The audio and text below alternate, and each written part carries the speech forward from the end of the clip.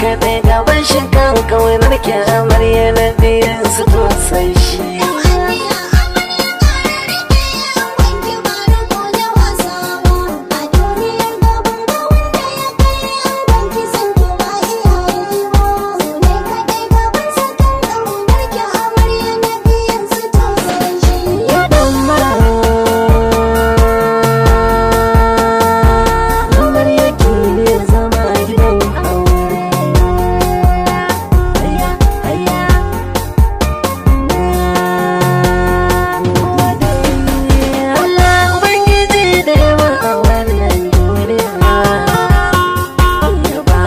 Ya ba mu sha kuma ya yi mana lafiya, da ke rayuwar mu Allah ya yi mana kariya. Karshen tuka-tuka ya ce mu yi aure duniya babu ɗaukar shi. Kuma kika gida na aure da murge mutum kikin da dari da kwalfansa amarya idan kika yi mai gidanki. Ko shan gwaba tana da lada ta fi ɗari kisa ranki.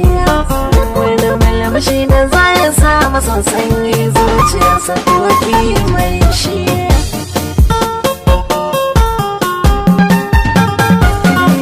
Ki tattalai amarya ta makarɓai mai son ki ne. Lauyan nufa ki zama matar shi mijin ki ne. Aure kuka irin na soyayya ribar ku ne.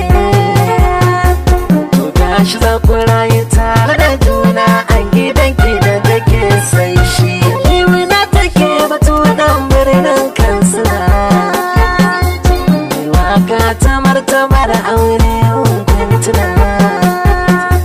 Yau gani nan da baituka na amarya na gida, da tambara irin na soyayya da sarewa gami da busoshi.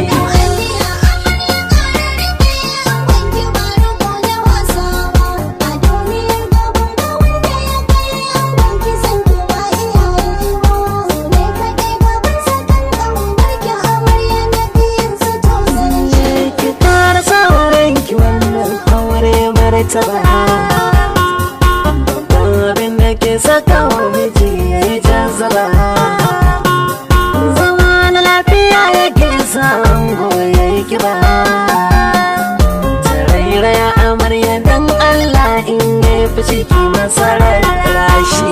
Mai da shi kamar ya ɗan yaro aikin ki ne amarya. Maganganun irin na soyayya zan so ku yi masaya. Ki zama shi ya zama ki haka za su rinku za ya ɓoya. Wanda ba na so a ce wani ya gane shi ku daga ki sai shi. Ramar ki mai tuwon girma da kashin miya, dan ya so mijinki ne ko ki musa taliya. Magen da za ki sa ya mai daɗi ki tambaya, na tabbata da kin yi mai haka amarya to mutunki ba shi ba haushi. Farin cikin da za ki sa shi amarya ko hakan da kin ga ribar da ke cikin zaman aure ai ta wuce mai kirga. Suna ta annabin mace mai karfi za na so ki garga, yarda za ta kai ki aljanna da wadar amarya ke ci alwashi.